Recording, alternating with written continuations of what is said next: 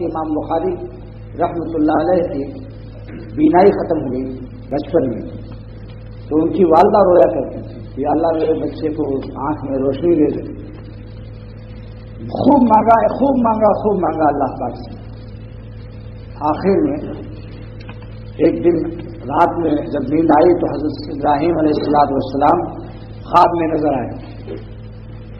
اللہ علیہ رحمۃ اللہ علیہ اپنی کتاب جلد اول میں ان کے حالات میں لکھتے ہیں کہ خواب میں حضرت ابراہیم علیہ السلام نظر آئے اور آپ نے بشارت دی ان کی والدہ کو. کس کی والدہ؟ امام بخاری رحمۃ اللہ علیہ کی، امام محمد بن اسماعیل بخاری، یہ بخارا کے رہنے والے تھے اور بخاری شریف لکھی بھی انہوں نے، اس لیے یہ اسی نام سے مشہور ہوئے. فرمایا آپ نے بشارت دی کہ ان اللہ قد رد بصری ولدکی، بصری ان اللہ قد رد بصر ولدکی، اللہ نے واپس کر دیا تیرے بچے کی آنکھ کی بینائی روشنی کو. ان اللہ قد رد بصر ولدکی بکثرت دعائے کی، تیری دعا کی کثرت کی برکت سے، بکثرت دعائے کی. اس سے معلوم ہوا کہ دعا خوب مانگنا چاہیے. بعض لوگ چند دن مانگ کر چھوڑ دیتے ہیں، لیکن اللہ نے تو قبول ہی نہیں کیا. سخت ناراض اللہ تعالیٰ ایسے لوگوں سے ہوتے ہیں.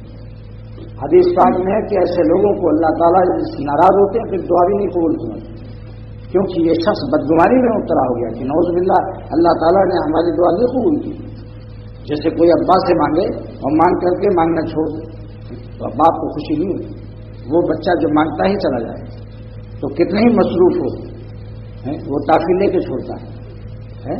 چھوٹے بچوں کی طرح رہے مگر بڑا بچہ نہ بنے اللہ نے.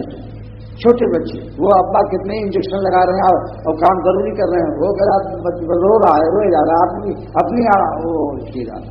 اسی لیے حدیث پاک میں ہے کہ ان اللہ یحب الملحین فی الدعاء، ان اللہ یحب الملحین فی الدعاء، جو دعا میں گڑگڑاتے ہیں اڑ کے مانگتے ہیں کہ ہم کو لے کے رہیں گے بس ہاں جائیں گے نہیں.